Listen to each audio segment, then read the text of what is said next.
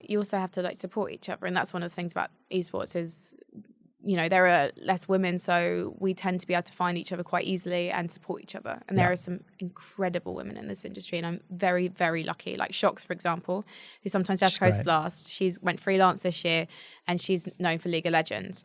She was at that event in Wembley in 2015. I walked past her in the corridor. I remember she was wearing a green dress. That does sound very creepy, but now she's a friend, and it's great.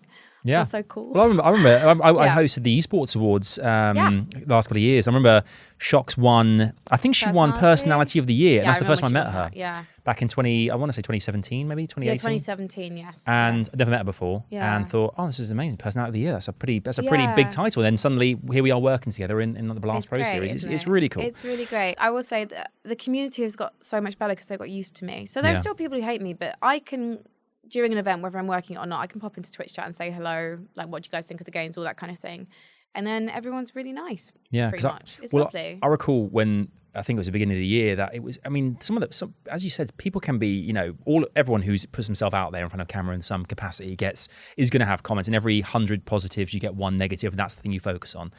But it can get overwhelming. Like, you know, and I remember us chatting, and you know, I felt terrible because you seem so down at times about how it was getting, because it was getting ridiculous. And you're a massive talent, and it's hard because when one of your friends, you see them kind of being, you know, given a very hard time in some respects.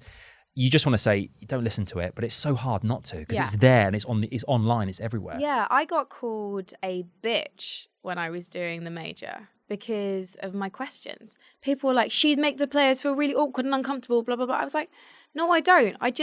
If something wasn't working, then I'll ask them what wasn't working. I think I have softened a lot because I'm building long-term working relationships with these players, and, you know, I'm friendly with them and they're all great, and it's so much pressure to be doing what they're doing. I couldn't do what they're doing, obviously, not just because I haven't got the talent, but just because that pressure is enormous. If a player said to me, if, you know, oh, win's a win, etc., well, I'd be like, well, actually, you did have some issues with, you know, I might have asked them about their T side being, you know, they had to reverse sweep, essentially. They had to come back from nothing.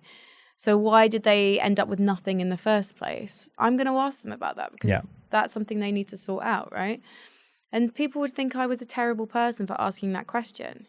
And actually, I think in my job you have to be fearless. And yeah, I had BBC interview training, so I came into it from a angle where I was like, well, although I want the players to like me, I don't have to be friends with them because I need to do my job. And that was the most important thing to me. Yeah. So I want to tell their stories. That is the most important thing to me. But like, at the same time, if someone messed with me on camera and didn't answer a reasonable question, then I would want to know why they didn't answer my question. Yeah. So I might dig around with them and just try and find that out more. I find you in esports as well. You get trolled quite. I get trolled all the time. You get trolled by a lot by players are quite hard to interview the best of times as well, because a lot have not had any media training. They're kind of like, they don't really want to say much, want to remain, you know, cool and kind of like distant from any kind of personal feelings about anything. It is a really tricky job. It's that because, you know, obviously in other, you know, whether you're interviewing a musician or kind of like an actor or something, there's an element of them trying to sell themselves and kind of be kind of really energetic and be very personable.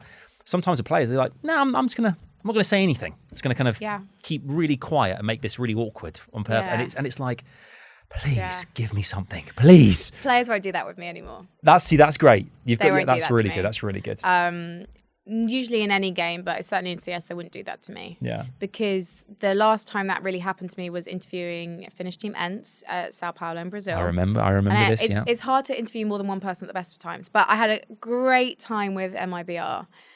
Brazilian team, who are one of my favorite teams just to hang out with in general. And they were the first team that truly made me feel welcome and made me feel comfortable in CS. They were just lovely.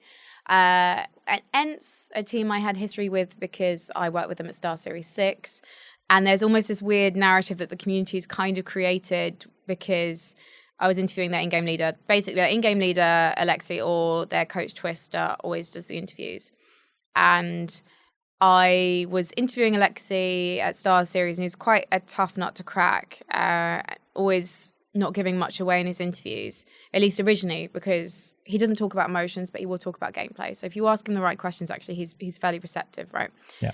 But I said to him at Star Series, if you get through to the semi-finals, are you going to give me a smile? And I can't believe even now I'd said that, because I wouldn't normally say that. But I was just finding it difficult to get a response from him. And he said, you can have a smile now. And I think that's when it kind of began. And so now people people really look forward to me and Alexi doing interviews. Like at the major, he was the one who refused to talk about the issues that the team had, where they barely won, where they barely scraped through to the legend stage, the second stage of the major. And then they got into the final against Astralis. So their story was amazing, but they did start out with some difficulties. And so when I questioned him on that, he was really harsh on me. And I said, well, if you play like that, you're not going to get through to the final stage, Alexi. I was like, you're not going to win the major. And so again, I got mixed reactions on that, because we were both laughing about it. We were having a joke, but the community were like, oh my God, she's so awful. She's so mean.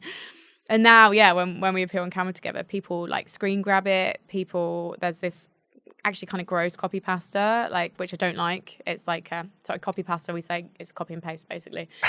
People post memes about it. Yeah. But when we did this interview in Sao Paulo, because all of the team were there, it was this peer pressure thing. And they barely answered my questions. And then a couple of them were at the end of the sofa talking in Finnish, and one of them had a headset on. So that audio was actually on the broadcast. But because I was trying hard, and I actually came out of that interview not looking bad, because everyone who watched it could see that the team were not cooperating. Yeah. And I think that's a good lesson for myself, but also for the players as well, which is if you do act like dicks, you're going to look like dicks. That's the thing. Yeah. So to be honest, everyone pretty much treats me with respect, because I treat them with respect. Oh, I think it's changed. Issues. I think it's changed drastically over the last few months. Kind of being, obviously following each other online and seeing how things, and comments have definitely become so much more positive, and it kind of makes you feel so much better about the job you're doing as well, when people are more receptive to you being being part of that community. It makes your job easier when you're doing interviews and things. You're not kind of second guessing yourself all the time. Yes. Obviously this year we were both in Katowice at the same time, and you were doing CS the major, and I was doing Fortnite. And I remember there was, and we even had some, a couple of comments that came through to both of us about hosting and do this better. And we're like, shut up. We're doing our jobs fine. Leave us alone. Yeah. And there was one comment that kind of gets to you, but you kind of have to brush it off. But I remember, I had the same kind of thing. And I remember doing an interview, and obviously it went a bit viral. That was great though. It was so funny. Oh God. I interviewed a cosplayer who was full on dressed in Fortnite, like a Fortnite cosplay, the full on the costumes from the game. And we're at a Fortnite event, and I asked what they must love the game so much because they're dressed fully. And she was like, no, I like a completely separate game. And it went viral, and everyone was like, oh, that's really funny. I thought, I'm a terrible interviewer. I've messed up as a stage host. It's over. I'm rubbish. But as you said, with the interview you did, it's it's not me that looked bad. It was her, or it was that situation, not us personally. Yeah. But because you're in the moment, you feel responsible, like you've done something wrong. Mm-hmm. So it can be, particularly with big games like CS, like Fortnite, these massive, massive games where there are so many eyes now. I look at the Fortnite World Cup recently, which had, I think it was the most viewed esports event in history. But even in CS, you're looking at the Blast Pro Series, all these different events, the majors have hundreds and thousands, if not millions of views. Yeah. It can be nerve-wracking at first. Once you get past a certain point, it's all right.